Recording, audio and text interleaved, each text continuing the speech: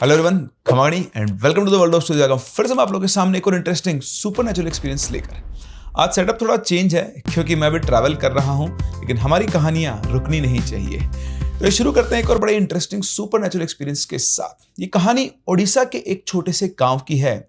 इस गांव के एक तरफ तो खेत फैले हुए हैं और दूसरी तरफ एक घना जंगल। गांव के उस कोने में जहां से जंगल स्टार्ट होता है वहां पर बहुत सारे घने ताड़ के पेड़ हैं और वहीं एक छोटे से घर में सुशीला अपनी बेटी रेखा और अपनी सास अंबिका के साथ रहती है। इन तीनों का जीवन बहुत ही साधारण था और साथ ही साथ दुखों से भरा हुआ। कुछ साल पहले सुशीला के पति की मौत एक बीमारी की वजह से हो गई थी और उसके बाद से तीनों ही यहाँ इस घर में रहते थे। वहीं सुशीला की सास जो थी अंबिका, वो कोई साधारण औरत नहीं थी। वो एक साध्वी थी। उन्हें जादू टोना आता था, लेकिन अपनी सारी विद्याओं का इस्तेमाल वो दूसरे लोगों के भले के लिए करती थी। कभी भी उसे गलत काम में वो यूज नहीं करती थी। उनकी उम्र भी बहुत ज्यादा थी और आंखों में एक गहराई और समझ थी। कई बार अंबिका हवा में बातें किया करती थी, फूलों से बातें किया करती थी, पानी की लहरों से बातें किया करती थी। गांव वाले भी अंबिका को बहुत मानते थे, लेकिन रेखा जो उस टाइम पर छोटी उम्र की थी, वो क्यूरियोसिटी वजह अपनी दादी से पूछा करती थी कि दादी आप ये हवा में किससे बातें करती रहती हो। अंबिका मुस्कुराकर रेखा को जवाब देती कि बेटी कुछ बातें सिर्फ समझने के लिए और महसूस करने के लिए होती है, वो बताई नहीं जाती है। इनके घर के जस्ट पास में एक छोटा सा पोखर था, जो कि जिस पोखर को खुद अंबिका ने ही खुदवाया था। इस पोखर के अंदर साल भर पानी भरा रहता था, चाहे गर्मी हो, चाहे सर्दी, चाहे बरसात, इसका पानी कभी भी नहीं सूखता था। और इस पोखर की सबसे खास बात यह थी कि इस पोखर के चारों तरफ 7 ताड़ के पेड़ खड़े हुए थे और इसी पोखर पे जाके अंबिका अपना पूजा पाठ किया करती थी। जब भी गांव में किसी को कोई बीमारी होती या नजर वगैरह लगती तो लोग अंबिका के पास ही आया करते थे और वो खुशी खुशी उन लोगों का इलाज किया करते थे बिना कोई पैसे लिए। फिर एक दिन अंबिका की तबीयत बिगड़ना शुरू हुई और कुछ ही दिनों के अंतराल में उसकी तबीयत इतनी ज्यादा बिगड़ गई कि वो अपने पलंग से उठकर चल भी नहीं पाती थी। वैसे अंबिका जनरली रोजाना उस पोखर के पास जाकर पूजा पाठ किया करती थी, लेकिन बीमार होने की वजह से वो अपना पूजा पाठ भी नहीं कर पा रही थी। और सिर्फ इतना ही नहीं, अंबिका अब अक्सर बेचैन रहने लगी थी और वो थोड़ी घबराई हुई सी भी रहती थी। फिर एक दिन की बात है, गांव का ही एक आदमी दोपहर के टाइम पर उसी पोखर वाले रास्ते से गुजर रहा था। उस टाइम पर बिल्कुल सुनसान पड़ा हुआ था, वहां पर कोई भी नहीं था कि तभी वो आदमी एक ऐसा सीन देखता है जिसे देखकर उसे अपनी आंखों पर विश्वास नहीं होता। वो देखता है कि वो जो 7 ताड़ के पेड़ खड़े हुए थे उस पोखर के चारों तरफ, वो पेड़ उसे ऐसा लग रहा था कि वो झुक गए हैं सारे के सारे और जो पोखर में पानी भरा उसके सरफेस पर आ गए हैं। ऐसा लग रहा था कि जैसे वो पेड़ झुककर उस पोखर से पानी पी रहे हैं। वो आदमी घबराकर तुरंत उल्टे पैर अपने घर की तरफ भाग गया और वहां जाकर उसने लोगों को बताया। अगले दिन उस आदमी को बहुत तेज बुखार था। जब सब लोगों से बात हुई तो सब लोगों ने कहा कि इसको अंबिका के पास लेकर चलते हैं। अंबिका के पास लाकर उनको सारी बात बताई गई तो उनके शरीर में हिम्मत ना होते हुए भी उन्होंने पूजा पाठ की और फिर वो आदमी बिल्कुल ठीक हो गया। इसके कुछ दिनों बाद ही, 2-4 दिन के बाद ही एक और दिन की बात है, जब राजू और माधव नाम के गांव के 2 लड़के उस पोखर के पास से गुजर रहे थे। गर्मी का टाइम था, राजू बहुत अच्छा तैराक था, तो उसने माधव से कहा यार गर्मी बहुत हो रही है, काम करते हैं पोखर में डुबकी लगा चलते हैं। तो माधव ने बोला ठीक है। अब क्योंकि माधव को तैरना नहीं आता था तो वो तो किनारे पर ही बैठा हुआ था, लेकिन राघव ने पोखर में छलांग लगाई और वो पोखर के बीच में चला गया। अब जब वो बीच में पहुंचा तो एकदम से किसी ने उसका पैर पकड़ लिया। उसे ऐसा फील हो रहा था कोई उसे नीचे पकड़कर खींच रहा है। वो चिल्लाने लगा माधव माधव मुझे बचाओ, माधव मुझे बचाओ, कोई मुझे नीचे खींच रहा है। और माधव बेचारा हक्का बक्का चारों तरफ देख रहा, कोई उसके आसपास नहीं है और समझ में नहीं आ रहा कि आखिर राजू को तो बहुत अच्छे से तैरना आता है तो वो ऐसा क्यों बोल रहा है। बोल रहा है राजू बाहर आओ बाहर आओ। राजू हाथ पैर मार रहा है तैरने के लिए, लेकिन वो अपनी जगह से 1 इंच भी आगे नहीं बढ़ पा रहा है। माधव को कुछ भी समझ में नहीं आ रहा था और उसे समझ में आता कि अब करे तो क्या करे। तो वो सोचा कि किसी को बुला के लाता हूं, तो वहां से भाग कर गया और उधर रामू हाथ पैर मारता मारता थक गया और जब वो थक गया, उसकी बॉडी में जान नहीं रही, तो वहीं उस पोखर में डूबकर मर गया। और जब तक माधव गांव वालों को बुलाकर लाया तब तक रामू मर चुका था और उसकी लाश पोखर के बीच में तैर रही थी। हर कोई परेशान था कि रामू को बहुत अच्छे से तैरना आता था, हर कोई जानता था, और एक तैरने वाला आदमी इस पोखर में डूबकर मर गया। पूरे गांव में खबर फैल गई, लेकिन किसी को भी इसका लॉजिक पता नहीं था। खैर, इसके कुछ दिनों के बाद करीबन 6-7 गांव की औरतें उसी पोखर के ऊपर अपने कपड़े धोने गई, जैसे वो हमेशा जाया करती थी। लेकिन एक महिला जिसके पास कपड़े ज्यादा थे और बाकी लोगों ने अपने कपड़े धो लिए थे, उसने कहा कि तुम लोग चलो, मैं अपने कपड़े धो कर आती हूं। और वो अपने कपड़े धो रही थी। बहुत देर तक जब वो महिला अपने घर पर नहीं पहुंची तो आसपास पता किया कि वो कहाँ गई थी। तो औरतों ने बताया कि हमारे साथ वहां पोखर पे कपड़े धोने गई थी, अभी तक नहीं लौटी, उसको तो आ जाना चाहिए था। फिर सब लोग उसे ढूंढने गए। जब सब लोग वहां पहुंचे तो सबके सब शॉक्ड थे। उस महिला का शव उस पोखर के बीच में तैर रहा था और पानी भरने की वजह से उसका पूरा शव फूल चुका था। किसी को भी समझ में नहीं आ रहा था कि वो औरत जो यहाँ कपड़े धो रही थी वो पोखर के बीच में कैसे चली गई। अब पूरे गांव में खबर फैल गई कि इस पोखर के अंदर ऐसे मौतें हो रही है। तो पूरे गांव में ये बात चल रही थी कि इस पोखर के अंदर कुछ ना कुछ है। इसी वजह से रामू की मौत हुई और इस औरत की भी मौत हुई, और पूरे गांव में उस पोखर को लेकर डर का माहौल बन गया था। इसी के कुछ 4-5 दिन के बाद अंबिका, सुशीला और रेखा अपने घर में बैठे हुए थे। तो अंबिका ने सुशीला से कहा कि अब मैं शरीर में और नहीं रह सकती हूँ, अब मुझे शरीर छोड़कर जाना होगा। इस तरह से कुछ देर बात करके जब अंबिका, उसकी बहू और उसकी पोती सोए तो सोते सोते ही अंबिका के प्राण चले गए। अब उसकी मौत के बाद उसकी मौत का उसका जो अंतिम संस्कार हुआ वो बहुत ही रहस्यमय तरीके से किया गया। गांव के सभी लोगों को नहीं बुलाया गया, सिर्फ गांव के एक पुजारी और इनके एक गुरुजी थे, उन गुरुजी को इन्फॉर्म किया गया, जैसा अंबिका ने अपनी बहू को पहले ही बता दिया था। वो गुरुजी अपने कुछ शिष्यों के साथ आए और जो अंबिका थी उनका शरीर मतलब बिल्कुल सिकुड़ चुका था, शरीर में बहुत ज्यादा उनके वजन नहीं रह गया था। अब फिर एक बड़ा सारा मिट्टी का मटका मंगवाया गया जिसमें अंबिका के शरीर को रखा गया।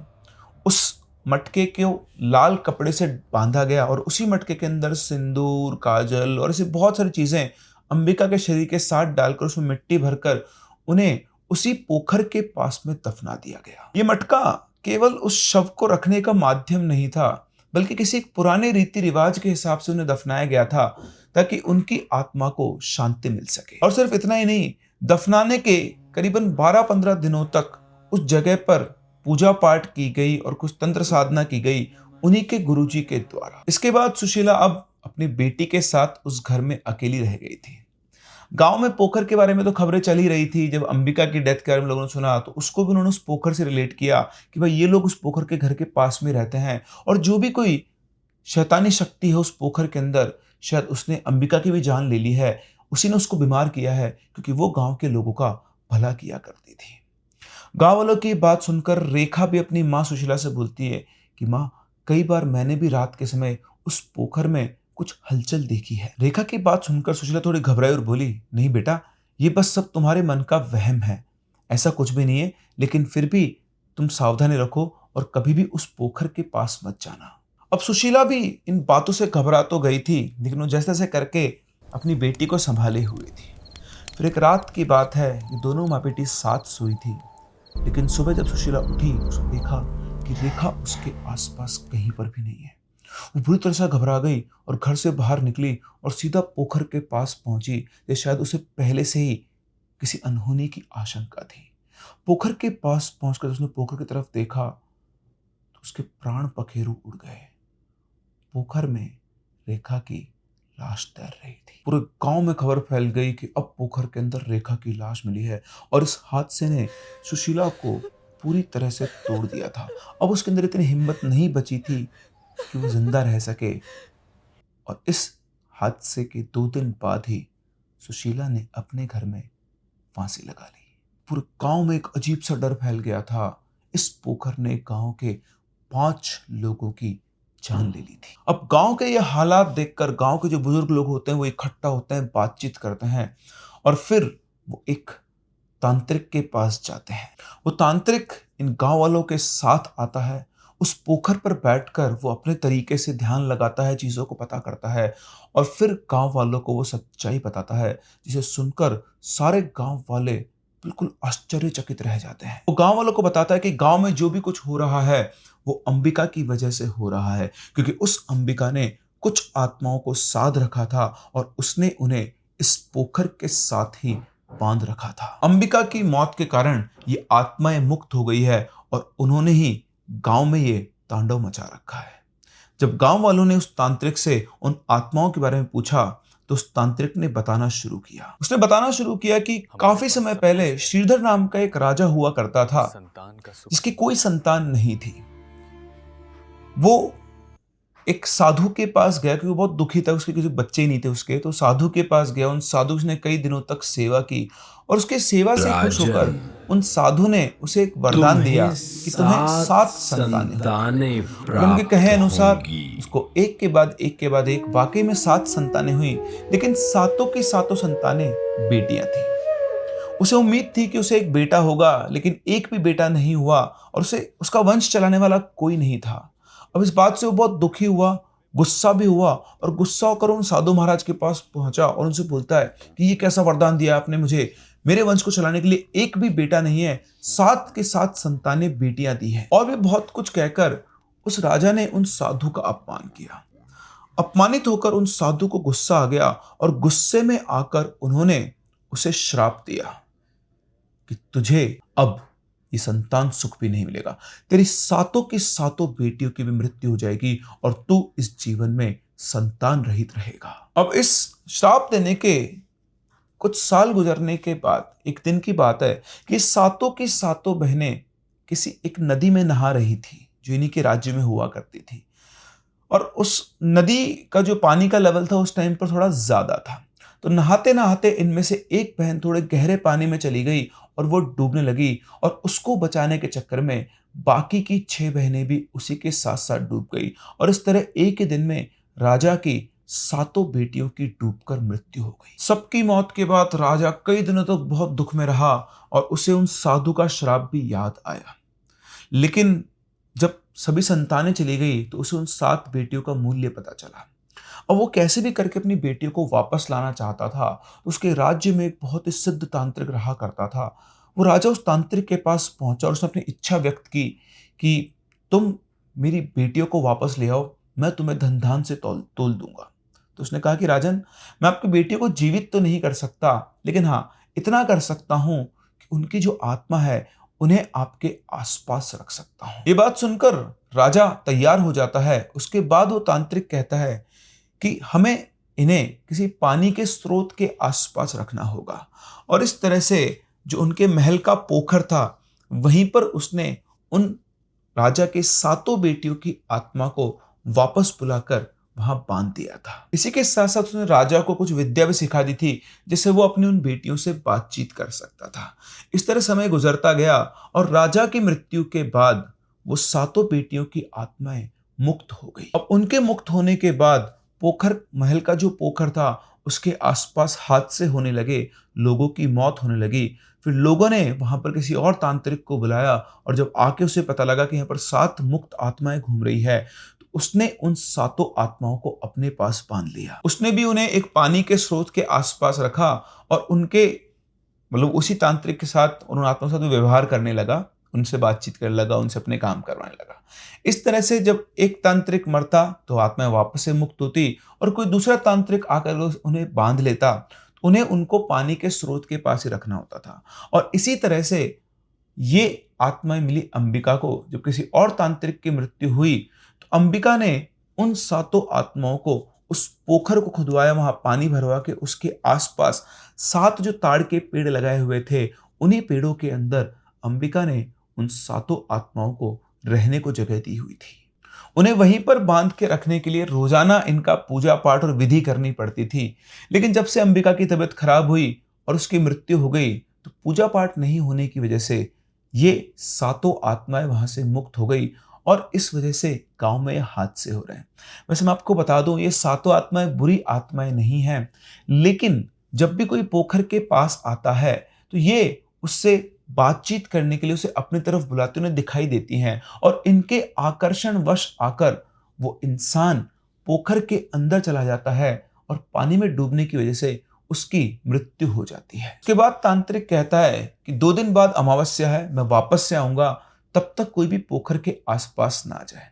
और अंबिका की जो पोती थी रेखा, उसकी मृत्यु भी इसी वजह से हुई थी कि उसे रात के समय वो सातों बहनें उस पोखर के आसपास विचरण करती हुई दिखाई दी और वो उठकर उनके पास गई और पानी में डूबने की वजह से उसकी भी मृत्यु हो गई। और इस तरह से गांव वालों के सामने उस पोखर में होने वाली मौतों का राज खुला। 2 दिन के बाद वो तांत्रिक आया, उसने अपना अनुष्ठान किया और जैसे तैसे करके उसने उन सातों आत्माओं को वापस से अपने पास बांध लिया। अगले 15 दिन तक यानी अगली पूर्णिमा तक हर रात वो तांत्रिक वहां पर आता, अपनी पूजा और साधना करता और उसने साफ साफ कह दिया कि कोई भी गांव वाला इधर नहीं आएगा। गांव वाले भी इस मुसीबत से अपना पीछा छुड़ाना चाहते थे, इसलिए कोई भी गांव वाला अगले 15 दिन तक उस पोखर के आसपास भी नहीं गया।